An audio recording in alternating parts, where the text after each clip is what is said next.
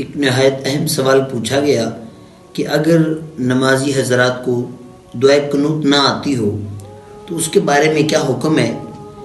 اگر کسی دوست کو دعائے قنوت نہیں آتی تو سب سے پہلی بات اور سب سے پہلا حکم تو یہی ہے کہ نبی کریم صلی اللہ تعالیٰ علیہ وآلہ وسلم کی سنت مبارکہ یہی ہے کہ وہ بندہ دعائے قنوت کو یاد کرے۔ ہاں، جب تک اس کو دعائے قنوت یاد نہیں ہے اس وقت تک حضور اعلیٰ حضرت فتاوی رضویہ شریف کی جلد نمبر 7 کے اندر اس مسئلہ کو نقل فرمایا، اور اسی طرح حضور صدر الشرعیہ بہار شریعت کے اندر بھی اس مسئلہ کو اندر نقل فرمایا کہ اگر کسی کو دعائے قنوت یاد نہیں ہے وہ یاد کرے، جب تک یاد نہیں ہے وہ یہ دعا پڑھتا رہے،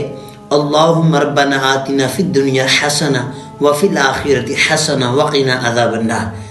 جب اگر یہ بھی نہیں اس کو دعا آتی تو پھر یہ پڑھتا رہے، اللہم اغفر لی اللہم اغفر لی اللہم اغفر لی، 3 مرتبہ یہ دعا پڑھ لے۔